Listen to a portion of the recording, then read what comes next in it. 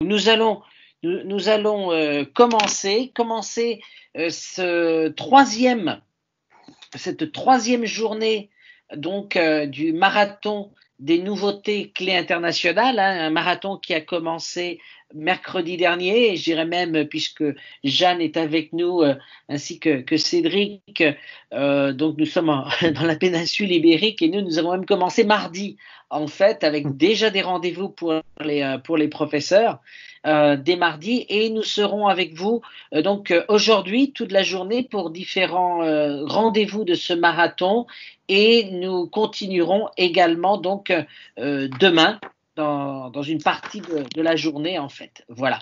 Alors un marathon des nouveautés clés internationales qui propose et vous propose en fait des présentations concernant différents publics, l'enseignement aux enfants, hein, vous avez eu l'occasion peut-être déjà d'assister aux présentations de Zigzag ou du nouveau jus d'orange, l'enseignement aux adultes, d'ailleurs je précise qu'il y a aujourd'hui encore des présentations hein, donc pour l'enseignement aux adultes également, et enseignement aux adolescents.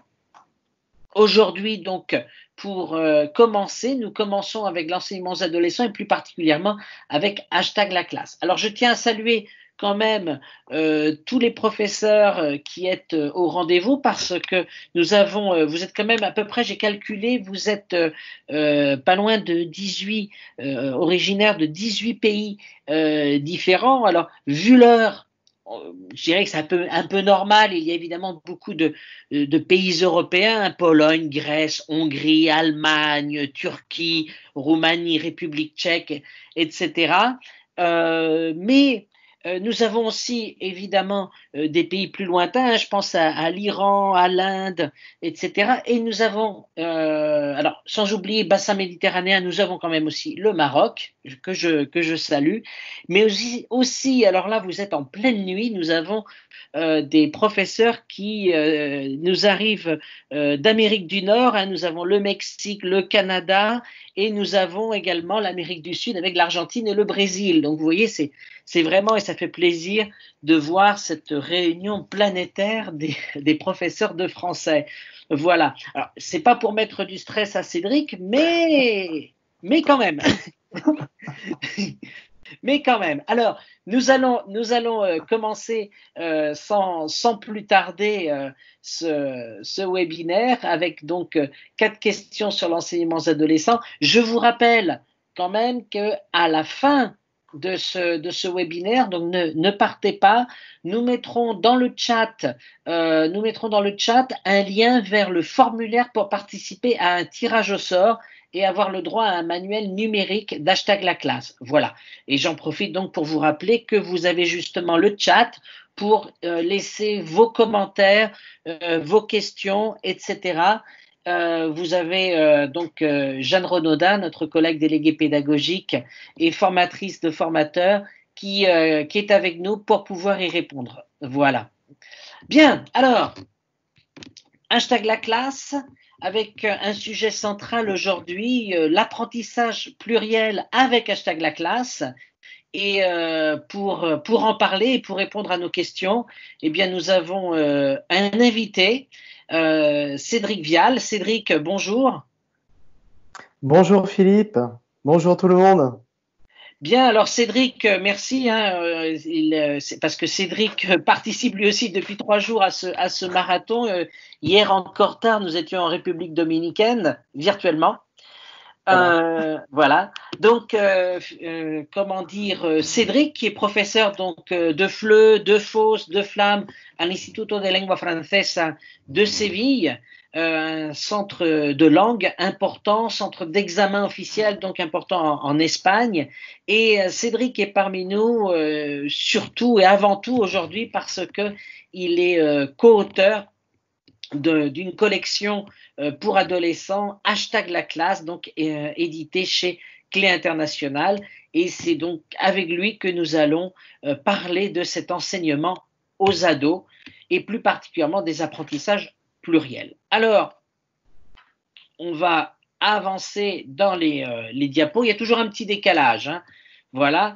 Et pour en parler, eh bien, première question, Cédric, déjà, pourquoi parler d'apprentissage pluriel avec hashtag la classe?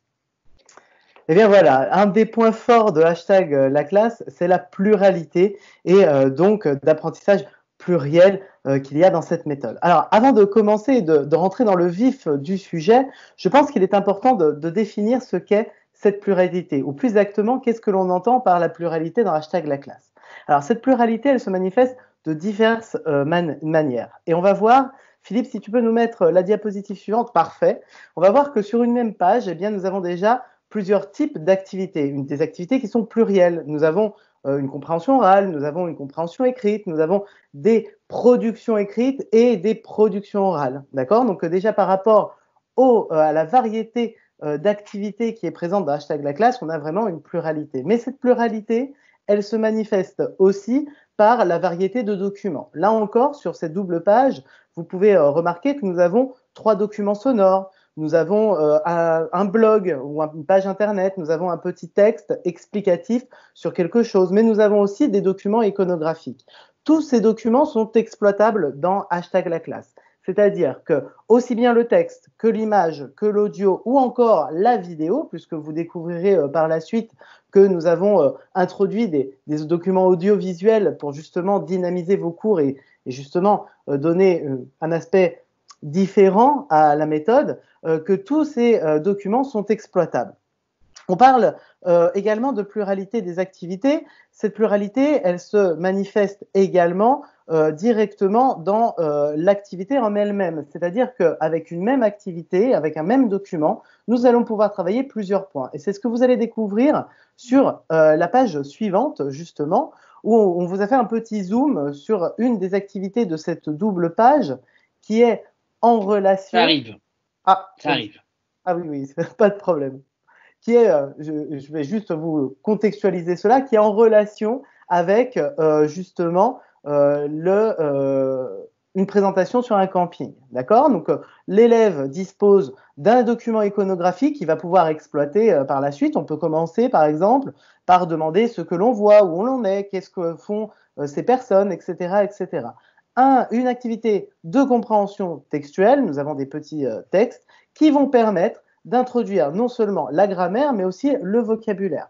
Cette grammaire, elle est exprimée dans hashtag la classe d'une manière, on va dire, circulaire. C'est-à-dire que on va découvrir le point de grammaire avec le document, on va découvrir, on va réfléchir à la règle, ce sont les encadrés que vous avez ici, et nous allons pratiquer, systématiser avec des activités qui sont situées à la fin de l'unité ou dans le cahier d'activité qui est très important. Alors, nous avons parlé exactement de la pluralité des activités, la pluralité des documents, mais nous avons aussi une pluralité proprement dite des activités travaillant les différentes intelligences. Alors, les différentes manières d'apprendre.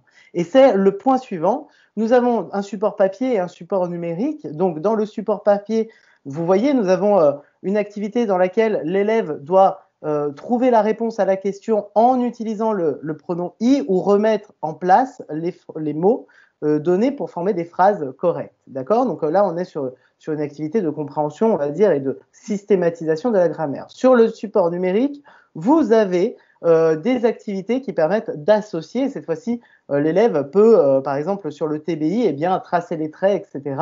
C'est une activité beaucoup plus ludique. Et j'insiste, qui travaille aussi sur les formes d'intelligence. Nous avons le visuel, nous avons l'auditif et nous avons le kinesthésique. Bien, merci, merci pour toutes ces précisions donc, qui nous éclaircissent un petit peu plus autour de ces apprentissages pluriels avec hashtag la classe. Alors, pour continuer à parler justement pluralité, il y a un mot actuellement qui revient beaucoup dans l'enseignement apprentissage du français, c'est la médiation. Alors la médiation est-elle justement un de ces éléments de pluralité? Alors effectivement, cette grande gamme cette grande variété de documents, d'activités que l'on propose dans hashtag la classe mettent en place forcément le concept de la médiation. Alors peut-être avant de commencer à rentrer dans le vif du sujet avec des activités concrètes de médiation, je pense qu'il est judicieux de faire un petit point sur cet aspect nouveau et qui pose aujourd'hui un peu de problèmes et qui fait peur en général aux enseignants de savoir comment le mettre en place. dans la classe. Eh bien, la médiation, c'est une notion qui est importante dans la vie de tous les jours, puisque c'est une notion qui permet de résoudre des problèmes, des conflits, ou peut-être aussi simplement de comprendre un message réexpliqué. En fait, le médiateur, c'est un intermédiaire entre plusieurs personnes et qui va jouer justement le rôle de permettre à la personne de comprendre quelque chose ou de tranquilliser la personne, de rassurer, etc. Donc cette notion, vous voyez, elle est importante dans la vie de tous les jours et elle est, si je puis dire, importante aussi dans l'apprentissage des langues. Alors, vous allez découvrir juste après, nous avons travaillé sur la médiation dans Hashtag la classe, qui est un des piliers centraux, un pilier important de cette méthode. Comment nous avons décidé de l'introduire? Eh bien, l'apprenant et vous-même, vous allez travailler sur une vidéo. Là, concrètement, on a extrait une activité de Hashtag la classe A2 et concrètement de l'unité 4 où l'on découvre ce qu'est un manga café. Alors peut-être que nos apprenants savent déjà ce que c'est, peut-être que vous ne savez pas, donc ça va peut-être vous permettre aussi de découvrir de nouveaux concepts. Le manga café, comment on va le travailler pour mettre en place la médiation? Eh bien, nous allons faire réfléchir, dans un premier temps, les apprenants sur ce qu'est un manga café. On peut peut-être aussi leur demander tout simplement de chercher des informations. Ensuite, et plus précisément pour voir la médiation en elle-même, nous allons nous centrer sur une compréhension audiovisuelle. Donc, on va découvrir avec une vidéo ce qu'est un manga café et on va s'assurer que les apprenants ont bien compris ce qu'est ce concept. Et enfin, dans l'activité 2 que vous voyez maintenant sur votre écran, on vous demande d'expliquer ce qu'est un manga café à votre grand-père ou à votre grand-mère et cette personne vous posera des questions. Là, on est dans la médiation pure et dure. Nous sommes en train de réexpliquer un concept qui n'est pas compris de quelqu'un. Nous avons aussi, là c'est sur du A2, mais nous avons introduit la médiation dès le niveau A1. Par exemple, nous avons un apprenant qui veut assister à un séjour linguistique en Suisse. Et il faut qu'il arrive à convaincre ses parents de l'utilité de ce séjour. Comment il va faire? Eh bien simplement, il va réexpliquer, il va se mettre d'accord, il va pouvoir justement montrer les avantages de ce séjour linguistique pour convaincre ses parents. Ou encore, le dernier point de la médiation, et c'est pour ça que même dans la médiation, il y a une pluralité de la médiation finalement, c'est chercher des informations pour pouvoir les restituer, pour pouvoir faire découvrir à des personnes. Là, concrètement, nous sommes sur du hashtag B1 et nous parlons des produits locaux que nous allons faire découvrir à des personnes qui n'ont aucune idée de ce concept. Donc, vous voyez, nous avons travaillé trois activités différentes qui mettent en place trois formes de médiation différentes. Convaincre, réexpliquer et faire découvrir. Très bien, mais je pense que ce concept qui parfois reste un petit peu flou, je pense que là c'était très clair et nous avons tous bien compris maintenant comme quoi la médiation finalement était bien présente dans Hashtag la classe. Effectivement.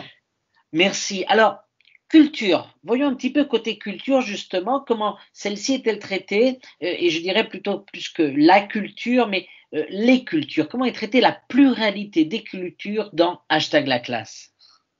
Effectivement, Philippe, tu viens de parler des cultures et justement des cultures au pluriel. C'était un point qui nous tenait à cœur à tous les auteurs. C'était justement de ne pas se centrer sur la France et sur la Belgique, la Suisse, qui sont des pays qui sont récurrents finalement dans les méthodes de français. Nous, ce que nous avons voulu faire, c'est vraiment ouvrir au monde les apprenants et dans le monde francophone, qu'ils puissent découvrir des choses en relation avec le monde francophone, mais aussi par rapport aux autres cultures. Donc, qu'est-ce que nous avons fait? Eh bien, par exemple, à travers des youtubeurs, comme vous allez le voir sur la diapositive suivante, nous allons découvrir les plats en relation avec la francophonie. Donc, par exemple, nous avons ce youtubeur qui est en train de faire une recette sur les pancakes. D'accord? Donc, il va expliquer sa recette, il va pouvoir nous transmettre sa culture par rapport justement à quelque chose qui est vraiment typique du Canada. Et vous allez voir pourquoi nous avons choisi cette recette concrètement. Eh bien, simplement, vous allez découvrir sur la diapositive suivante, elle permet non seulement de travailler, j'ai envie de dire, le vocabulaire, donc la farine, les œufs, le lait, etc., les quantités que nous avons vues avant, les quantités déterminées avec le gramme, le sachet, etc., toujours dans le lexique, mais aussi la grammaire avec des connecteurs comme alors, après. D'accord? Donc là, on fait une pierre deux coups, c'est-à-dire qu'on travaille non seulement la culture, mais aussi on travaille la langue et bien évidemment on découvre une recette, comment faire une recette, on va dire francophone. Pourquoi nous avons choisi cette recette? Parce que tout simplement, l'apprenant peut la réaliser facilement chez lui s'il le désire. D'accord? Ou même vous pouvez organiser un atelier cuisine dans la classe si vous avez le matériel nécessaire. Au lieu de faire des crêpes qui sont traditionnelles, on a toujours tendance à faire les fameuses crêpes pour la Chandeleur. Et ben, au lieu de faire les crêpes, faisons des pancakes et découvrons une nouvelle culture, un nouveau plat de la francophonie. Mais nous sommes allés un peu plus loin aussi avec cette francophonie et cet aspect culturel. Nous allons toujours sur la nourriture, toujours dans le A1. Nous vous proposons aussi de découvrir, ou nous proposons à nos apprenants de découvrir d'autres spécialités un peu moins connues, comme la loco par exemple, ou le tagine. Donc là encore, ce sont des plats qui sont simples, des plats dont les ingrédients correspondent au niveau 1, il n'y a pas de problème, et qui permettent de découvrir des aspects culturels. L'autre aspect culturel, par exemple, qui se manifeste sur la nourriture, là nous avons vu les recettes, mais nous avons aussi les petits déjeuners. Tout le monde sait que le petit déjeuner est une tradition propre au pays. Donc on ne mange pas la même chose, par exemple, en Espagne, en France, en Angleterre ou encore au Liban. Eh bien nous avons voulu que les apprenants puissent découvrir d'autres traditions qui ne soient pas forcément sur le monde francophone, mais qui permettent cette ouverture d'esprit. Nous avons parlé, par exemple, du petit déjeuner, bien évidemment, français, du petit déjeuner anglais, japonais ou libanais. Donc, vous voyez, sur une unité, nous avons traversé pratiquement le monde entier, puisque nous avons parlé de la nourriture en France, dans les pays francophones, mais aussi dans le reste du monde. Donc ça, c'est important et ça nous tenait à cœur vraiment cet aspect culturel qui est un autre pilier de #laclasse. D'accord, alors tous ces éléments, médiation, pluralité des cultures, toute cette approche plurielle, en quoi contribue-t-elle justement à la motivation des ados, Cédric? Alors, vous avez vu dans les documents que je vous ai présentés antérieurement, nous avons des documents qui sont motivants pour les adolescents et qui parlent aux adolescents. Vous avez vu que la recette, ce n'est pas un chef ou n'importe qui est en train de raconter une recette simple finalement. Non, c'est un YouTuber. Pourquoi? Eh bien parce que ça permet à l'apprenant de s'identifier, ça va réveiller son intérêt, ça va lui parler, d'accord? Ce n'est pas la même chose si c'est un adulte qui présente une recette qu'un YouTuber qui va le faire dans sa cuisine avec les moyens du bord, on va dire, et qui va parler dans un langage qui va être commun aux adolescents. Donc, nous avons voulu sélectionner des documents, mais aussi des thématiques qui soient motivantes pour nos apprenants. Vous allez le découvrir juste après. Nous avons parlé de la cuisine avec la vidéo et le YouTuber, mais vous allez découvrir que nous avons aussi par exemple, des textes authentiques. J'insiste, nous avons essayé d'utiliser le maximum possible de documents authentiques dès le niveau A1. D'accord? Donc, nous avons des textes authentiques qui permettent de mettre en place, on va dire, de traiter un thème qui parle aux adolescents. Là, concrètement, nous allons travailler le thème de la solidarité avec devenir un ado solidaire et nous allons parler de la course contre la faim. Nous aurions pu parler de l'engagement des adolescents dans une association, mais peut-être que ça ne parlait pas aux adolescents. Là, concrètement, nous sommes en train de parler de la solidarité, ainsi que le sport, deux thèmes qui combinent parfaitement et qui motivent les apprenants. Nous avons aussi choisi d'autres thématiques qui seront utiles dans le futur à nos apprenants, comme c'est le cas, par exemple, des échanges linguistiques. D'accord? Donc, sur la diapositive suivante, vous allez découvrir que nous avons choisi de parler du programme Erasmus concrètement et des programmes d'échange pour la simple et bonne raison, c'est que nos apprenants dans le futur seront peut-être amenés à voyager dans un pays francophone ou dans un pays étranger pour justement perfectionner la langue, perfectionner leur futur curriculum ou simplement valider leur année à l'étranger. Qu'est-ce que nous avons fait? Eh bien, nous avons choisi des adolescents qui sont actuellement en train d'étudier en France, nous les avons interviewés, etc. Et ils nous racontent leur expérience. D'accord? Nous avons aussi choisi un document mettant en scène un adolescent qui est rentré après son année d'Erasmus et qui nous raconte son expérience pendant cette année.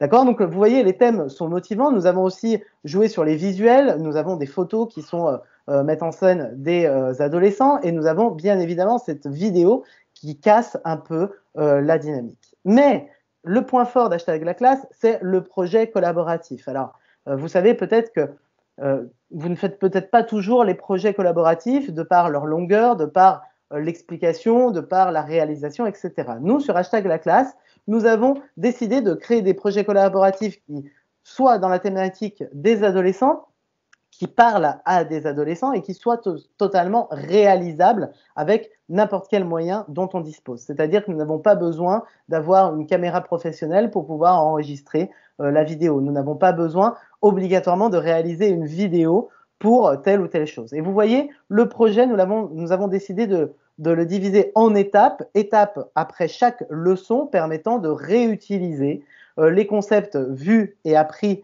par les élèves, mais aussi de gagner du temps sur la réalisation du projet. Donc ça, c'est un facteur motivant, puisque comme vous pouvez le voir, les apprenants vont pouvoir utiliser les nouvelles technologies, vont pouvoir utiliser la recherche sur Internet, vont pouvoir utiliser leur smartphone, que normalement en classe, eh bien, on a tendance à dire n'utilisez pas le téléphone ou éteignez vos téléphones. Là, concrètement, ils pourront l'utiliser et bien évidemment, ils vont travailler en groupe, donc c'est forcément beaucoup plus motivant que de travailler de manière individuelle.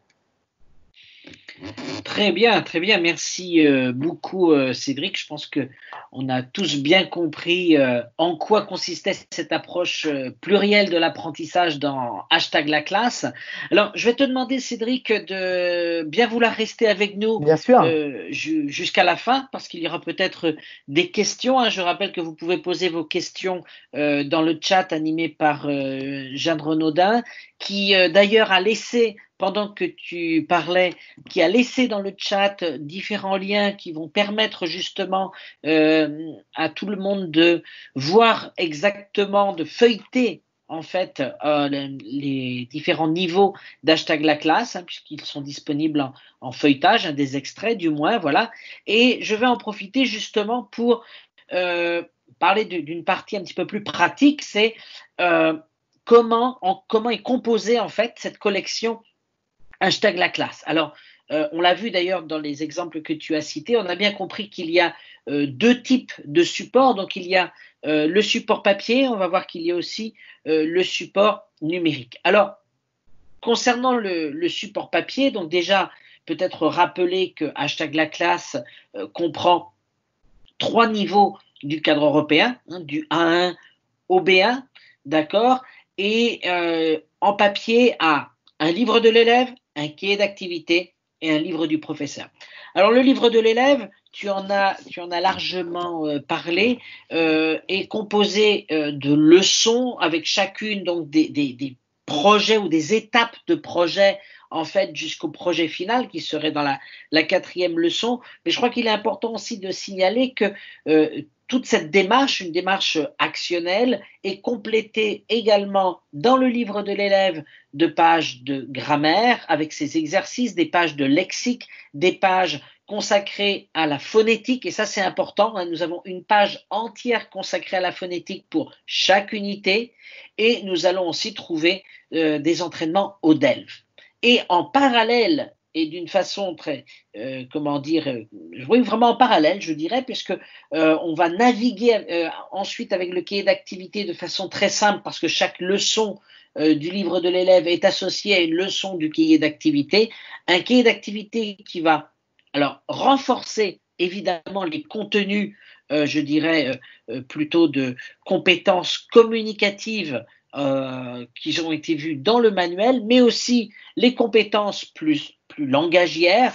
On va retrouver une page de grammaire, une autre de lexique. Donc oui, on va renforcer ces éléments qui sont nécessaires, bien évidemment, pour pouvoir être compétent. On va renforcer aussi les aspects phonologiques, puisqu'il y a à nouveau une page de phonétique, et il y a des préparations au DELF, hein, que je vais d'ailleurs faire un petit focus sur ce point-là, et un livre du professeur qui, outre les explications habituel, hein, qu'on peut trouver dans le livre du professeur, fournit des évaluations, et on sait combien c'est fastidieux donc d'élaborer des évaluations. On est toujours pris par le temps, etc. Et qu'est-ce que c'est pratique, et je crois que ça ce sera très apprécié de l'ensemble des enseignants, qu'est-ce que c'est pratique de trouver des évaluations toutes faites.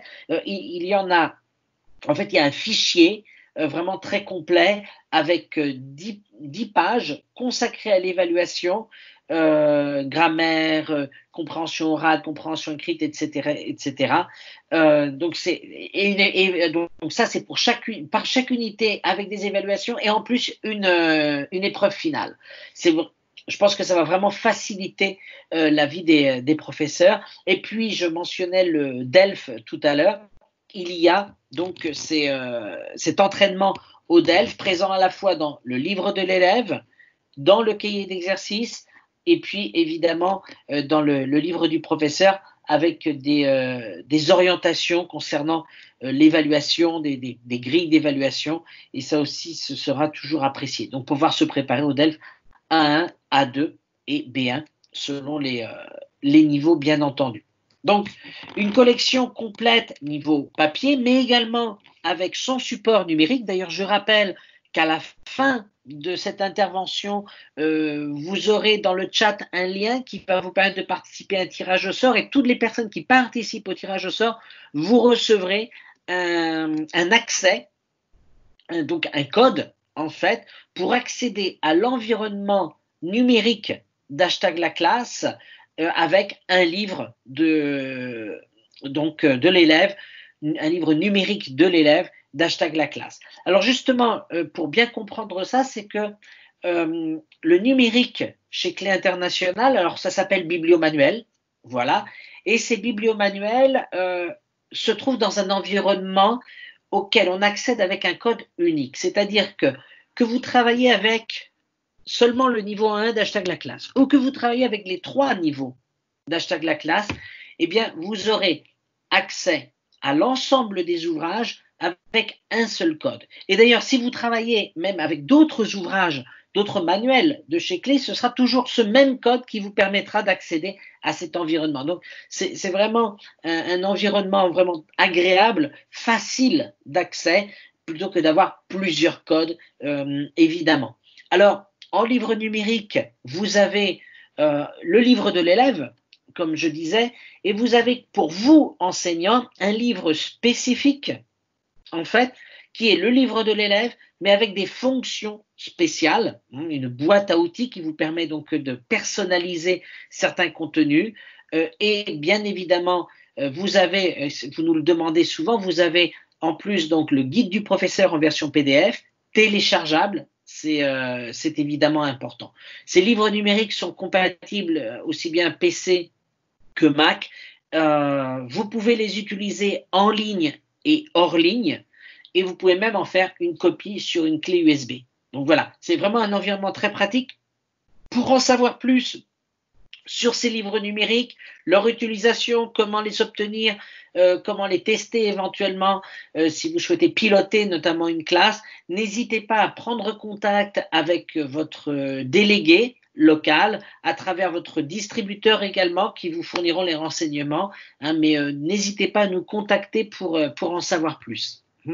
Et puis, il y a également dans l'espace digital, je vous parlais des évaluations, dans l'espace digital d'Hashtag la classe, pour le moment, vous pourrez y trouver les audios des évaluations qui sont en accès libre. Pas besoin, là, pour le coup, de vous enregistrer, de vous inscrire. Vous allez dessus et c'est guidé pour chaque unité. Vous trouverez les évaluations correspondantes. Voilà.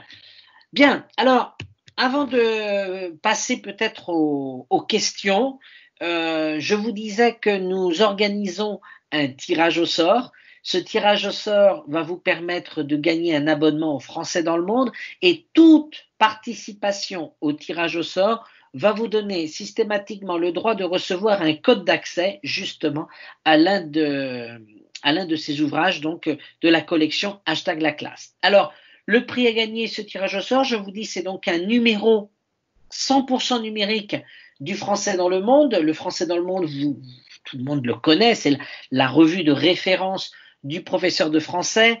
C'est la revue donc de la Fédération internationale des professeurs de français, éditée par Clé International. Alors cet abonnement 100% numérique, en quoi consiste-t-il ? Pendant un an, vous recevrez les 6 magazines du français dans le monde en PDF, 3 magazines complémentaires correspondant à Francophonie du monde, et également vous aurez accès à l'espace abonné. Le français dans le monde a un espace abonné, vous aurez donc accès à cet espace abonné dans lequel vous trouverez des fiches pédagogiques, des documents audio, des bonus numériques, ainsi qu'un accès aux anciens numéros depuis 2016. Voilà. Alors c'est important, je vous dis, il y a donc un lien dans le chat. Si vous regardez le chat, Jeanne vous a mis le lien. C'est important et c'est important de le faire aujourd'hui. Donc si vous le téléchargez, vous le remplissez, vous l'envoyez aujourd'hui parce qu'il ne sera disponible que jusqu'à minuit heure de Paris. D'accord? Le tirage au sort aura lieu lundi prochain. Voilà. Alors nous allons nous retourner vers le chat et voir s'il y a donc des questions pour Cédric. Alors, on va demander à Jeanne, voilà. Alors, c'était presque tout absolument clair et les gens ont tout bien compris, mais j'ai tout de même une question pour Cédric. On nous demandait combien d'apprenants, alors ça bouge le chat, on nous demandait combien d'apprenants doit comprendre idéalement un groupe pour réaliser un projet de fin d'unité. Je crois que c'est… Alors, voilà. Alors, le projet… voilà. Il y a un petit problème de connexion. Le projet, en fait, est assez libre. C'est quelque chose qui est assez libre, c'est-à-dire que on peut choisir le nombre de personnes qui vont participer à ce projet. Personnellement, ce que disait Cédric, c'est un petit peu ce dont je parlais dans le chat. Je pense que c'est très variable. Alors, Cédric va nous donner des précisions. Mais en tant que prof, quand on doit faire un projet, souvent on s'adapte à notre groupe plutôt qu'au projet. On prend le projet et on l'adapte en fait. Mais redis-nous, Cédric, exactement. Je pense que là, la connexion devrait aller un peu mieux, j'espère. Sinon, je couperai la caméra. Mais oui, le projet, il faut qu'il soit fait par au minimum 3 personnes. Et moi, je conseille vraiment, le chiffre idéal, c'est 4. 4 personnes, c'est vraiment le chiffre idéal pour que le projet soit bien réalisé, puisque 2, réellement, c'est trop peu. 3, il va y en avoir peut-être un qui va travailler plus que les autres ou un qui va travailler un peu moins que les autres. 4, c'est vraiment le chiffre, on va dire, idéal. Bien évidemment, ça va dépendre du type d'apprenant que vous avez, le nombre de personnes que vous avez dans votre classe. C'est pas la même. Moi, par exemple, j'ai des classes avec 10 élèves. Donc, forcément, c'est beaucoup plus pratique de mettre en place un projet, on va dire, dans des petits groupes. Mais plus votre groupe sera, on va dire, important, plus vous aurez de possibilités de créer des groupes, finalement, des sous-groupes. Donc, j'insiste, il n'y a pas de numéro, on va dire, obligatoire pour réaliser ce projet, mais 4 est un bon chiffre. De manière générale, 4, ça fonctionne très bien. Merci Cédric. Y a-t-il d'autres questions, Jeanne? Le micro. Ça m'arrive tout le temps, c'est terrible ce direct. Non, il n'y a pas d'autres questions. Je crois que vous avez tous les deux été très clairs et qu'on a bien vu vraiment la pluralité, toutes ces approches différentes et très complètes dans #la classe. Donc, je crois qu'on peut remercier tout le monde d'être là et seulement rappeler que vous pouvez bien entendu vous inscrire pour recevoir vos codes de bibliomanuel et pour bien sûr participer à notre tirage au sort pour le français dans le monde. Je le remets encore une fois dans le chat au cas où certains ne l'auraient pas vu. Tout à fait, tout à fait. Et peut-être rappeler également que, évidemment, le marathon continue, que nous avons donc encore 3 rendez-vous aujourd'hui et qu'il est toujours possible d'y participer, de s'inscrire. Alors, à heure de Paris, je précise bien, à 14h, vous avez une présentation de Premium. À 15h, vous avez une présentation de la collection pratique et finalement à 20h, donc ça c'est idéal pour tout ce qui est côté ouest, pour les Amériques, à 20h, présentation de tendance et plus particulièrement du niveau C1, C2. Vous avez encore le temps bien évidemment de vous inscrire et très brièvement rappeler que demain, il y a encore des présentations de zigzag, de merci, de tendance et d'interaction. Donc, n'hésitez absolument pas à vous inscrire. Voilà. Et il ne me reste plus qu'à remercier évidemment Cédric Vial pour toutes ces explications, pour avoir répondu donc à ces questions sur hashtag la classe. Merci évidemment à Jeanne Renaudin pour avoir animé le chat. Voilà. Et merci évidemment à toutes et à tous pour avoir participé à ce marathon des nouveautés clés internationales et à ces questions autour d'hashtag la classe. Voilà. Merci encore. Au revoir. Au revoir, à bientôt.